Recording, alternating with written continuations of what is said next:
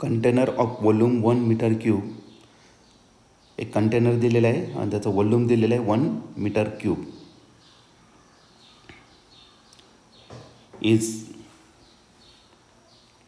Is divided into 2 equal parts by partition. तर काम करतो आता एक कंटेनर काढून घेतो मी.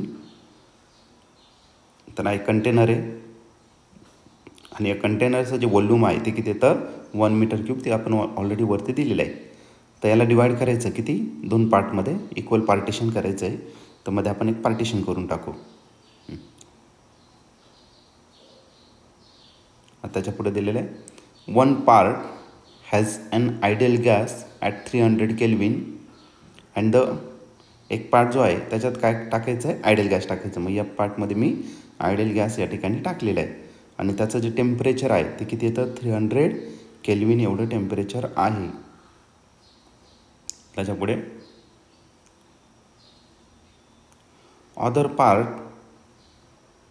Is vacuum. तर दुसऱ्या पार्टमध्ये काय आहे, व्हॅक्यूम आहे. तर या पार्टमध्ये व्हॅक्यूम आहे, ते राईट करून घेऊ आपण. सेकंड पार्टमध्ये व्हॅक्यूम आहे. त्याच्यापुढे the whole system is thermally insulated from the surrounding. आता हे थर्मली इन्सुलेटेड आहे म्हणजे टेम्परेचरचा काही सराउंडिंगच्या टेम्परेचरचा काहीच फरक पडणार नाही. सराउंडिंगमधून आतमध्ये येणार नाही, आतमधलं बाहेर जाणार नाही. म्हणजे ही जी सिस्टीम आहे ही कोणती असणार, तर ॲडियाबॅटिक सिस्टीम असेल किंवा ॲडियाबॅटिक प्रोसेस असेल. ठीक आहे.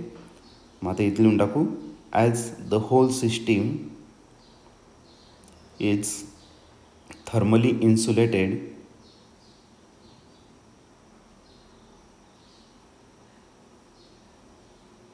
from the surrounding,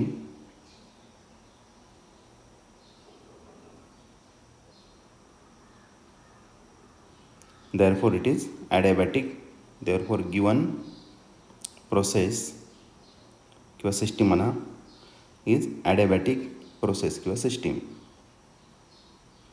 तर दिलेली जी सिस्टीम आहे ही कोणती, तर ॲडियाबॅटिक आहे.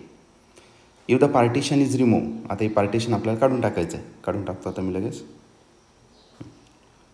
तर हे पार्टिशन काढून टाकल्यानंतर हे दोन्ही व्हॅक्यूम आणि आयडियल गॅस दोन्ही काय होणार, मिक्स होणार. The gas expand to occupy the whole volume. आता याच्यातला जो गॅस आहे तो का तो एक्सपांड होतो आणि पूर्ण वॉल्यूम घेऊन टाकणार तो. ओके. मग ही गॅस व्हॅक्यूम गेला आणि त्याच्या जागी पूर्ण कंटेनरमध्ये काय राहिलं, फक्त आयडियल गॅसच राहिला. त्याच्यापुढे the final temperature of the gas is. तर हा क्वेश्चन 2021ला आलेला होता. आता बघू आता क्वेश्चनचा आन्सर काय. तर आपल्याला टेम्परेचर फाईन करायचं. फायनल टेम्परेचर किती होतं, सुरुवातीला 300 होतं, आता किती होणार आहे ते आपल्याला या ठिकाणी फाईन करायचं आहे. आता बघा व्हॅक्यूम जर असेल तर व्हॅक्यूमवरती जो प्रेशर लागतो तो किती असतो, 0 असतो. बरोबर की नाही, कारण व्हॅक्यूममध्ये गॅसच नाही. गॅस असेल तरच प्रेशर एक्झर्ट होतो. The pressure exerted by vacuum, the pressure exerted by vacuum is 0.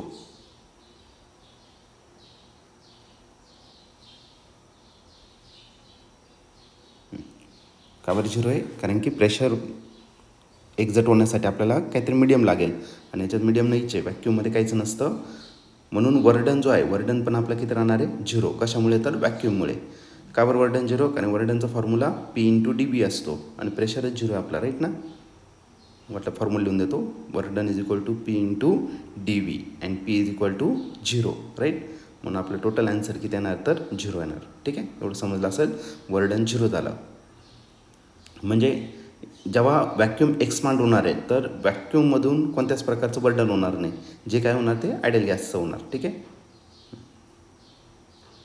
And there is no change in internal energy of vacuum. व्हॅक्यूममुळे कोणत्याच प्रकारची इंटरनल एनर्जी पण चेंज होणार नाही. म्हणजे डेल्टा यू किती असेल, 0. आणि डेल्टा यू कुठे 0 असतो, तर आयसोथर्मल प्रोसेससाठी. बरोबर आहे. चेंज इन इंटरनल एनर्जी 0 असतो आयसोथर्मल प्रोसेससाठी. Therefore temperature remains constant. Temperature जो असेल तो कसा असेल, कॉन्स्टंट असेल. म्हणजे जी प्रोसेस आहे कोणती झाली, आयसोथर्मल प्रोसेस. मग टेम्परेचर किती आहे सुरुवातीला, 300 केल्विन आहे. बरोबर की नाही. म्हणून आपलं ए ऑप्शन जो आहे तोच करेक्ट असणार. टेम्परेचर याच्यात बदलणार नाही कारण की दुसऱ्या पार्टमध्ये व्हॅक्यूम आहे. जर दुसरं काही असतं तर मग या ठिकाणी टेम्परेचर बदललं असतं. आता टेम्परेचर बदलणार नाही. 300 केल्विन याचं आपलं फायनल आन्सर असेल.